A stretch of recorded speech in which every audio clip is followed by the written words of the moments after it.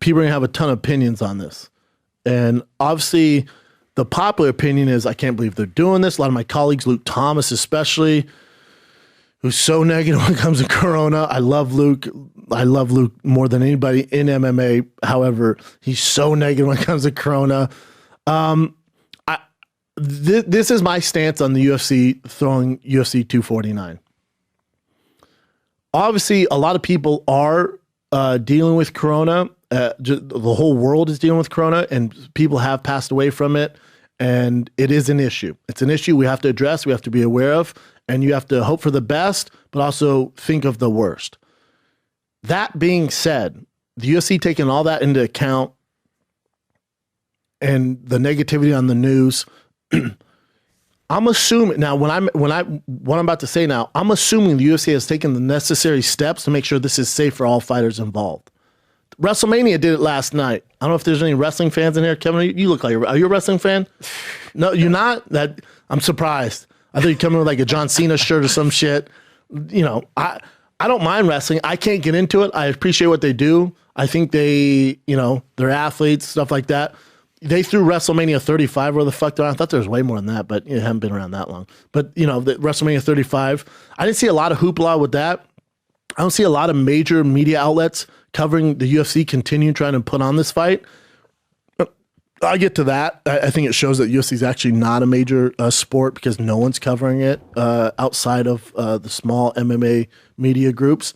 So before I go on to say this, I'm assuming the UFC is doing the necessary steps to make sure all those fighters are safe, meaning somehow they are testing all the fighters on the card. There's going to be no audience, and they're making sure everybody's safe. Oh wow! Look at you do the goddamn thing. Oh, is that where you're at WrestleMania? I'm at an NXT event. Hell yeah! So, are you a fan or you're working? I was working it, and so they just put me on camera. It's like you have to go wild, so I went wild. Oh, you went super wild. I love it. You put college is cool. So back to UFC 249. I'm assuming they're doing all the necessary steps to make sure all fighters involved. We don't know. They haven't announced the fight card. They're supposed to announce it today at noon. That's an hour and 15 minutes from now. So I'm assuming they're taking all necessary steps and they have the testing to make sure everybody fighting on that card is safe. And if that's taken care of, and we look at the actual stats of what's going on, and we look at who Corona affects, mainly males, older, right? These fighters aren't in that demographic. These fighters really aren't in that big of a risk, even if they were to contract Corona. So I don't have an issue with them putting on this fight. I know that's not a popular opinion. Probably will get some shit for that. I think you have to look at the stats and go, all right, how much are we going to let this change the world we live in? How much are we going to let this shut down everything that we've come to know and love? Also, are any of you surprised that the UFC is throwing a fight? The UFC they're gunslingers, man. They're cowboys. That's how they got to where they're at. They don't live by all the other rules. We're still kind of an underground fucking sport, man. The NFL can't do this. The NBA can't do this, although the NBA is going to be up and running in June. These other big leagues, they can't do it. The UFC can. That's our advantage. The UFC has always been the black sheep of professional sports. So for anybody to go, I can't believe the UFC is doing this, then you don't know the UFC. Of course they're doing this. So I'm saying I'm glad they're going on with it. I'm glad they're doing it. But this is me assuming they're taking the necessary steps that all these fighters have been tested and everybody's okay. And I think when you turn on the news or whoever your favorite fucking podcast personality is or journalist is, there's a lot of negativity out there.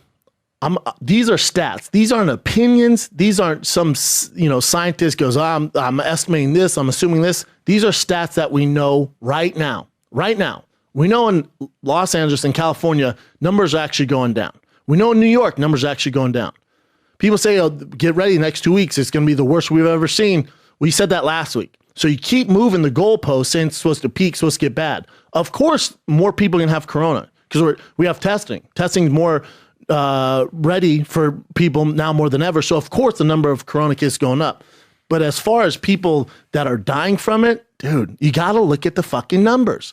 And I'm assuming this is what the UFC is doing. This is what the Trump people are doing. They're looking at these numbers going, I don't know how much longer we're going to shut down society for this. Sweden, they're not shutting things down. They're going, don't be dummies. Don't be fucking idiots.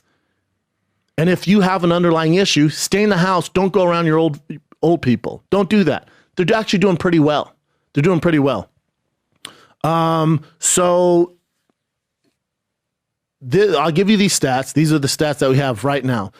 Scroll down for me. So right now we have, scroll up for me a little bit. We have 1.3 million cases. This is of Monday, April 6th at 10:49 a.m. We have 1.3, I'm rounding, 1.3 billion, Million. 1.3 million cases. All right. You have 72,000 deaths out of the 1.3 million. Keep scrolling down. So here's the reality. The reality, over 1 million Americans have been tested for COVID-19, and just under 16% of them tested positive. That means roughly 85% of those people who feel sick enough to get tested do not have COVID-19. Keep scrolling down. The risk of exposure. So the highest exposure risk is healthcare workers who are treated infected patients. Makes sense. First responders, those in close contact with someone who have COVID-19, or people who have recently traveled to areas with high rates of infection, i.e. China, Italy. For most people, the risk of exposure is low, according to the CDC. How low? It's impossible to quantify because there isn't enough data yet. But they're going off the same data that these naysayers and the people who are, pro what I'm talking about, they're all going off the same data. The best way to keep exposure risk low is to practice social distancing, wash your hands frequently, which we're doing.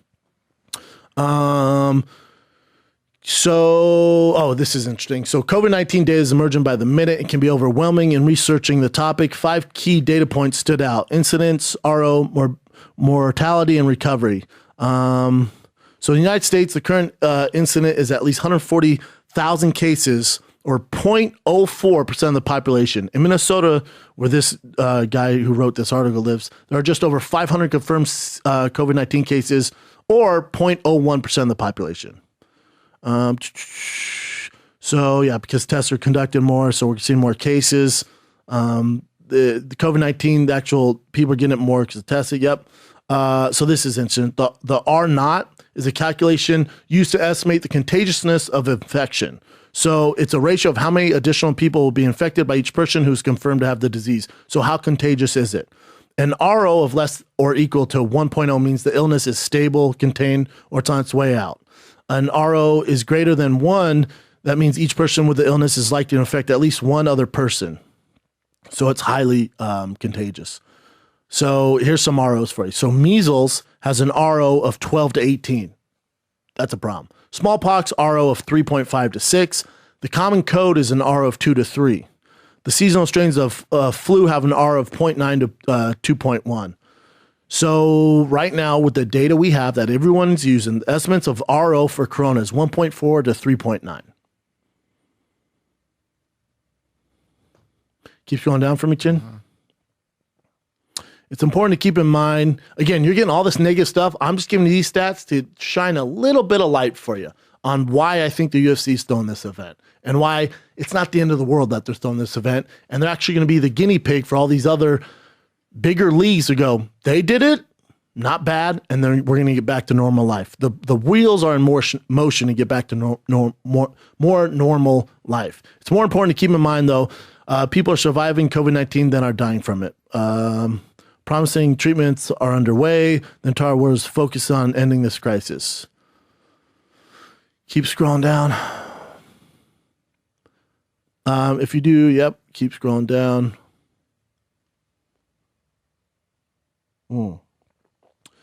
So if you're Dana White, if you're Scrooge McDuck, and you put on this fight, and you get all these stats, and I'm in his position, I'm going on with the fight, man. The fatality rate is 1.75%. Currently, the worldwide fatality rate is 4.6%. The USA fatality rate is 1.75%.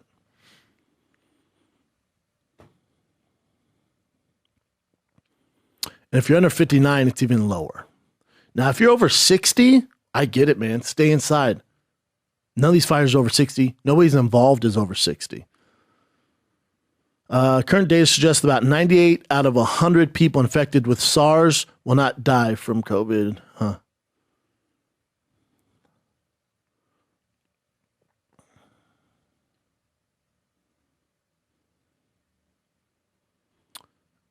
Another positive twist here. Remember, nearly 7 billion people don't have COVID-19, including over 320 million people in the United States. So, I mean, depending where you get your news, man, you know? Again, this isn't an assumption. This isn't a guess. These are the same stats everybody has access to. So, if I'm Trump, if I'm Dana White and I go through these statistics, you know, should we really not put on this fight because there's a how low are the percentage someone fucking getting corona and then from dying from corona, the liability the UFC's taken on? One thing I have a lot of opinions about Dana White. He's not stupid. I don't think he'd put on this fight if the risk was high that someone's going to A, get COVID-19, or B, if they do get it, pass away from it. Look at the stats. The stats are on the UFC side to say it's actually pretty safe to throw this event. Now, do they have to throw it? No. Financially, doesn't make any sense to me? No. There's no audience. There's going to be no crowd. Doesn't make a lot of sense to me. I think they have to do it to cover their nut with their deal with ESPN and William Morris. I think they have to. And that's why they're doing it. Because it just doesn't make sense. It makes more sense to me to wait. Now, you're not getting Khabib Ferguson. That's going to be postponed to July, August. But you can get some good fights, and they're announced it today. I know it's not popular opinion. I don't have an issue with it. I don't have an issue with it. I don't know how many times you got to read these stats and go over this stuff and what do you want them to suck on their thumb and be fucking terrified? For how long? How long you want to do that? Do you look at the actual fucking numbers, man? Look at them. Yeah, but these next 2 weeks supposed to peak. You said that last week, man. The number's actually going down. Yeah, but more people have it because we're testing more people. So depending what state of mind you're in and how negative you want to get, you can paint a doomsday scenario here. Sure you can. And shit all over the UFC. You can do that. You can shit all over WWE. I'm telling you, the people that run those organizations and the team they have around them are way smarter than anybody in here or is watching this podcast probably. They know what they're doing, man. The liability that they're taking on, I'm telling you, they're going off stats and going, we're actually pretty safe to do this event. I don't have a problem with it. Now, if it was a fucking old league and it was like a Masters club and you got fucking Chuck Liddell at 62 fighting fucking Randy Couture and they're both 60 with their nuts hanging down to the floor and they got wrinkles all over the goddamn place, yeah, probably don't throw this event. Young, healthy individuals, guys and gals, I don't have a problem with it. Chances are everybody's going to be just fine. Chances are you people talking shit to Dana White and the UFC, you're going to tune into this fight. Also, chances are it's going to go really well and everything's going to be just fine.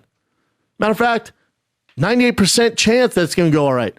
Chin, if I told you, if you place this bet on whatever it is and you have a 98% chance of winning, would you do it? Yeah, 98% sure. You sure would. That's what the UFC's doing. They sure would.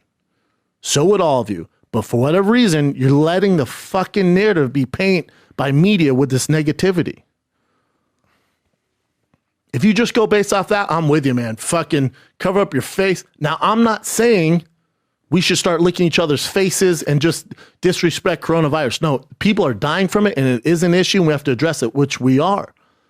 But it's not the end-all, be-all. I guarantee you the UFC is going to be fine throwing this event. WrestleMania, those boys are fine. Touring's going to pick up in June, July, August. You people saying 2020, it's over, comedy won't be back, sports won't be back the next year, you're full of shit, man. Go through the fucking numbers. Again, if I came to you, said 90% chance you're going to be okay, would you take that bet? You probably would. You probably would. UFC's banking on it. For anybody surprised that the UFC's throwing this event, you don't know the UFC. They're gunslingers. That's how they sold the company for $2 billion. That's how the sport rose as fast as it did in the world we live in. Talking about a fucking gnarly fighting sport, man. That became mainstream because they're gunslingers, man. They take chances. I hate to tell you, they've taken way bigger chances than this and throwing a fight during this coronavirus. Oh, that's not true. Look at the stats, fuckface. How long are you gonna let this thing dominate your world? How long are we gonna let it ruin the economy? How many times are we gonna let people lose their jobs? How long are we gonna do this for? How long? How long you wanna do it? It's crazy, man. Hope for the best, expect the worst. We know the estimates they came out with that caused this whole pandemic were way off. Those are facts. This isn't conspiracy. This isn't Eddie Bravo shit here. These are straight fucking facts. They're getting their numbers from the same people. Everybody gets their numbers. Just depends how you want to look at it. Glass half full, glass half empty. I'll tell you what, you find out a lot about people too during these corona times. I have friends, I will never look at them the same. I talk to them and they're, oh, dude, I went to the store. They didn't have a limit on how many toilet papers I can buy. I bought all of them. What about the other fucking people that need it, dude? Now, who knows what's going to happen? Nothing's going to happen. But there's some people who need that. You don't need all that. What are you doing? I haven't left my house, man. Oh, fuck, dude. I don't want you in my foxhole. Don't want you in my foxhole. It's disappointing, man. I'm proud of the UFC, man. Again, I know it's not popular opinion. I know I get some shit for this. I don't give a flying fuck. Proud of the UFC.